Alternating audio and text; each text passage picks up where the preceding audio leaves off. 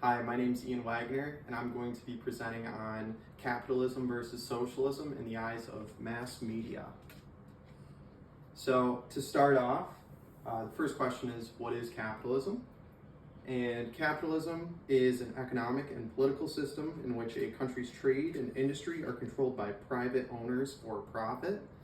Basically, to sum that up, the idea is that these companies are competing for consumers like you and I, which is going to drive prices lower. The guy at the bottom here is Adam Smith. He was an 1800s Scottish philosopher and economist, and he wrote The Wealth of Nations that was all in support of capitalism. Some arguments for capitalism are that it provides a strong incentive / motivation to produce, grow, innovate, and move forward. Another argument for capitalism is that the competition in a free market theoretically creates better products and services at the lowest price possible. So not only are these products going to be cheaper with the competition between businesses, the products are going to be better. In mass media, we have seen capitalism portrayed in positive and negative ways. These are some positive ways. In Rocky IV, you have your classic America versus the USSR. You've got capitalism versus communism. Now, I understand communism and socialism are not the same thing, but later on I will explain how socialism kind of is a branch prior to communism. So, in our eyes, let's just look at it the same way. You have America versus communism. Rocky IV shows us that America will win with hard work, no matter what, okay? At the end of the movie, Rocky defies all odds and beats Ivan Drago in the fight. Then moving on into a more recent depiction of capitalism, you have The Wolf of Wall Street, where it shows how basically this is your American dream. You can start working for a company, work your way up in America, and make it big, okay? When I say capitalism, I feel like a lot of our minds go straight to Amazon, because this is the example of an entrepreneur with an idea making billions of dollars, Jeff Bezos, from supplying all sorts of products that you could think of just by the touch of your finger. Basically, capitalism started when advertising started. Advertisements in the 1970s depicted a nuclear family. We call it a nuclear family because we were dealing with the nuclear missile crisis at the time. This is some 1970s advertisements. These are all consumer goods, typically revolved around extra goods that you would purchase with your money, okay? With capitalism, you're making more money. You have more money to spend on things that you don't maybe need, maybe stuff that you just want, okay? This could be refrigerators, the oven, and other kitchen appliances were very typical. So some arguments against capitalism would be that it doesn't take care of those who don't possess skills that are in high demand. Another argument would be that the system naturally creates a large wealth gap, like we talked about with Bezos and the workers beneath him in Amazon. It also creates an opportunity for corruption in the system.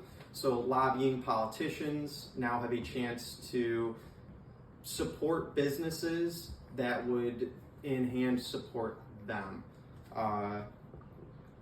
Then another argument against capitalism would be that the priority is on profit instead of social benefits, the environment, and community goals. So what is socialism?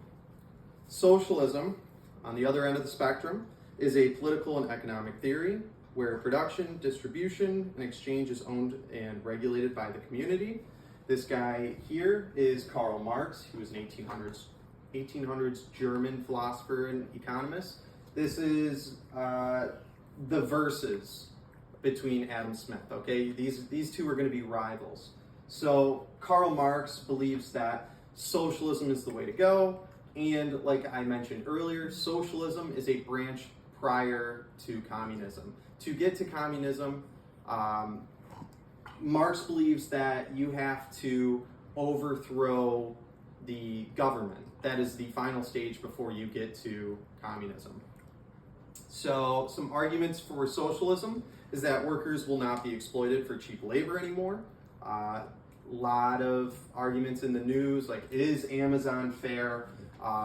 Should they be paying their workers more? Should they not be?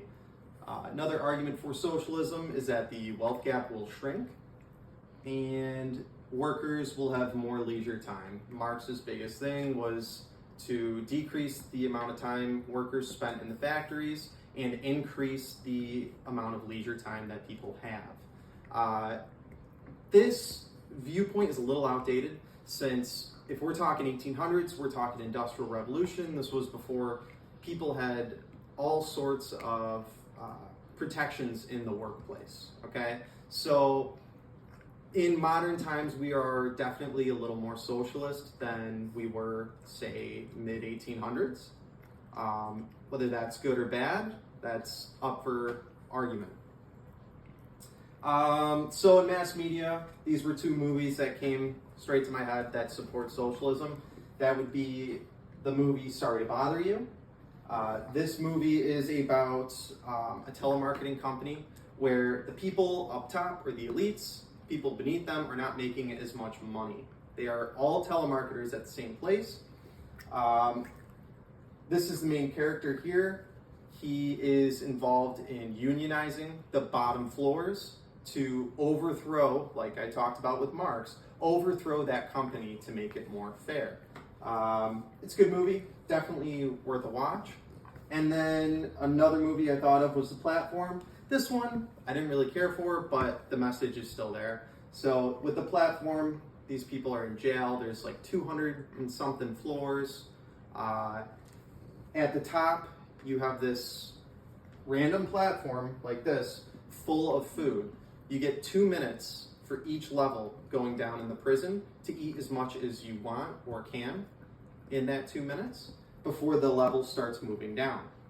So as you see at the top, if you're first 10, 20 floors, you're probably eating really good, okay? You're getting full meal.